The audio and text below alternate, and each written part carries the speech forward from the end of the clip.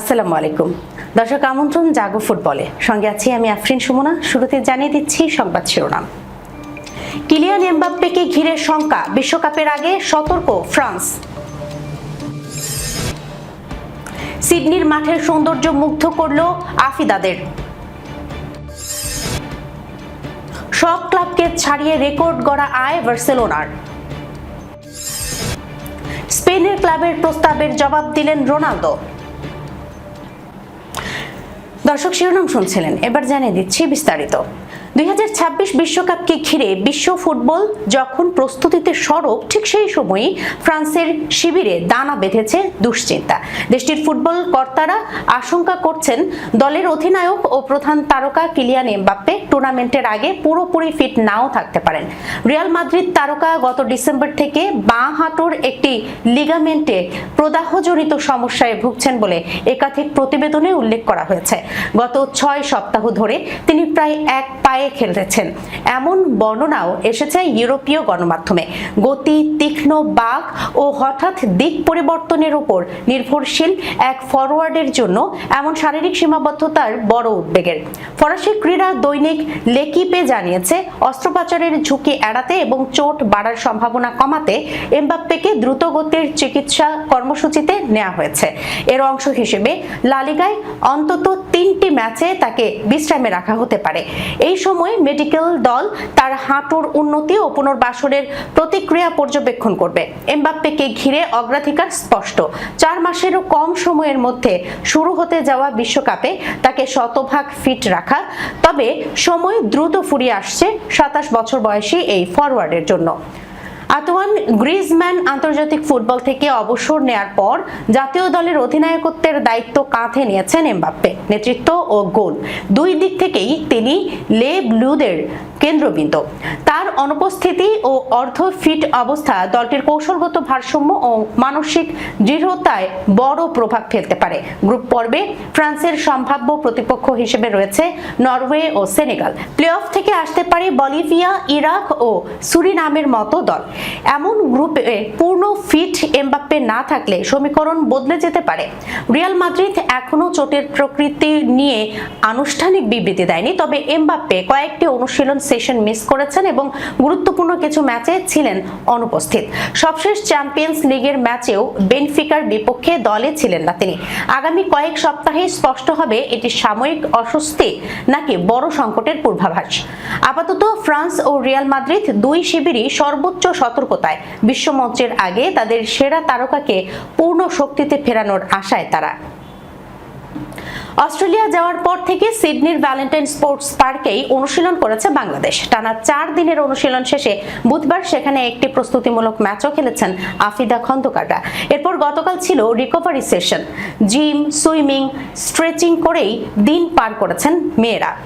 আজ আবার মাঠের অনুশীলন সেরেছে পিটার বাটলারের দল।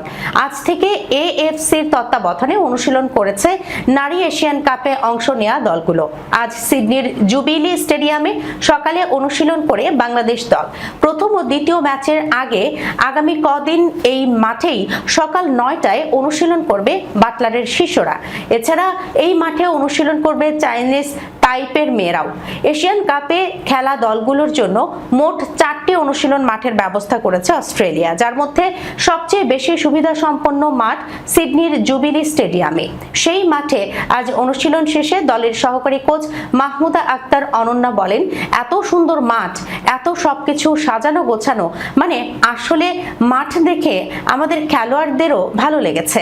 তারা চাচ্ছে ট্রেনিং এর টাইমটা আরো বেশি থাকলেও তারা করত। যেহেতু আজ আমরা 2 ঘন্টার জন্য মাঠ পেয়েছি, সবকিছু ঠিক ছিল। দলে কোনো ইনজুরি নেই বলেও জানান সহকারী কোচ। এশিয়ান কাপে প্রথম ম্যাচে 3 মার্চ বাংলাদেশ মুখোমুখি হবে বর্তমান চ্যাম্পিয়ন চীনের। সিডনিতেই 6 মার্চ উত্তর কোরিয়া এবং 9 মার্চ পার্থে উজবেকিস্তানের বিপক্ষে খেলবেন আফিদা মুনিকারা। ইউরোপের ক্লাব ফুটবলের আর্থিক চিত্র নিয়ে প্রকাশিত সবশেষ প্রতিবেদনে বড় সুখবর পেয়েছে বার্সেলোনা। ইউরোপিয়ান ফুটবল সংস্থা উয়েফার বার্ষিক আর্থিক সমীক্ষায় জার্সি বিক্রি ও বিপণন আয়ে সবার উপরে উঠে এসেছে তারা। স্পেনের ক্রীড়া দৈনিক মুন্দো দেপোর্তিভোর বরাতে জানা গেছে, ইউরোপীয় ক্লাব অর্থনীতি ও বিনিয়োগ পর্যালোচনা 2025 শীর্ষক প্রতিবেদনে এই তথ্য তুলে ধরা হয়েছে। প্রতিবেদন অনুযায়ী ইউরোপের শীর্ষ 25টি ক্লাবের মধ্যে 21টি 2025 সালে কিট প্রস্তুতকারক প্রতিষ্ঠান ও বিপণন থেকে আগের বছরের তুলনায় বেশি আয় করেছে। এর মধ্যে 19টি ক্লাবই গড়েছে সর্বকালের সর্বোচ্চ আয়ের রেকর্ড। তবে সবার মধ্যে সবচেয়ে বড় উল্লম্ফন বার্সেলোনার। উয়েফার তথ্য বলছে, গত অর্থ বছরে আয় বৃদ্ধির দিক থেকে সর্বোচ্চ পরিমাণ বৃদ্ধি পেয়েছে বার্সেলোনার। এই উত্থানের পেছনে বড় ভূমিকা রেখেছে ক্রীড়া সামগ্রী প্রস্তুতকারক নাইকির সঙ্গে ক্লাবটির নবায়ন করা চুক্তির প্রথম পূর্ণ মৌসুম, যেখানে শীর্ষ 25 ক্লাবের গড় প্রযুক্তিগত সরবরাহকারী আয়ের বৃদ্ধি ছিল প্রায় 6%। সেখানে বার্সেলোনার প্রবৃদ্ধি ছিল তালিকার মধ্যে সবচেয়ে নাটকীয়। সবচেয়ে চোখে পড়ার মতো বিষয়, জার্সি বিক্রি ও বিপণন মিলিয়ে 277 মিলিয়ন ইউরো আয় করেছে কাতালান ক্লাবটি। এই অঙ্ক তাদের ইউরোপের শীর্ষে বসিয়েছে। তুলনায় রিয়াল মাদ্রিদ আয় করেছে 231 মিলিয়ন ইউরো এবং বায়ার্ন মিউনিখ 189 মিলিয়ন ইউরো। তালিকায় তারপর আছে Manchester United, Arsenal, Liverpool, Tottenham Hotspur, Galatasaray, Chelsea, PSG এবং ম্যানচেস্টার সিটি। বিশেষ করে নম্বর 10 জার্সিধারী তরুণ তারকা লামিন ইয়ামালের উত্থান এই আগ্রহ বাড়াতে বড় ভূমিকা রেখেছে। রিয়াল মাদ্রিদের মতো ক্লাব দলে ভিড়িয়েছে কিলিয়ান এমবাপ্পের মতো মহা তারকাকে। তবু বার্সেলোনার নিজস্ব দর্শন, তরুণ একাডেমি নির্ভর দল গড়া এবং ক্লাবের পরিচয় ধরে রাখা বাজারে সমানভাবে সাড়া জাগাচ্ছে। উয়েফার এই প্রতিবেদন সেই বাস্তবতাই আরও একবার সামনে নিয়ে এলো।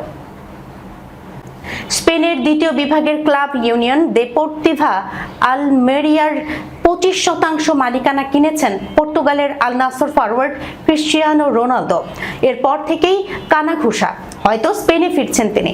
যদিও এ নিয়ে এখন পর্যন্ত কোনো বিবৃতি বা ইচ্ছা প্রকাশ করেননি CR7। ঠিকই ইশারা ইঙ্গিতে বুঝিয়েছেন নিজের ইচ্ছা। রোনালদোর পক্ষ থেকে কিছু না জানা গেলেও আলমেরিয়ার ম্যানেজার রুবি জানিয়েছেন, আল নাসর তারকা যদি স্পেনে ফিরতে চায় তবে তাকে স্বাগত জানাবে ক্লাব। গুঞ্জনের ডালপালা গজানোর আগেই ক্লাব পক্ষ থেকে পর্তুগাল তারকাকে আমন্ত্রণ জানিয়ে রাখলেন ক্লাব ম্যানেজার। আলমেরিয়ার মালিকানায় যাওয়ার পর 41 বছর বয়সী রোনালদো জানিয়েছিলেন, মাঠের বাইরে থেকেও ফুটবলে অবদান রাখার ইচ্ছে অনেক দিনের। আলমেরিয়া একটি শক্ত ভিত্তির স্প্যানিশ ক্লাব, যাদের উন্নতির সুস্পষ্ট সম্ভাবনা রয়েছে। ক্লাবের নেতৃত্ব দলের সঙ্গে কাজ করে তাদের পরবর্তী উন্নয়ন পর্বে সহায়তা করতে তিনি আগ্রহী। আলমেরিয়ার কোচ রুবি সম্প্রতি সাংবাদিকদের বলেন, এই চুক্তিতে আমরা খুব খুশি। স্পষ্টতই আমরা রোনালদোকে স্বাগত জানিয়েছি।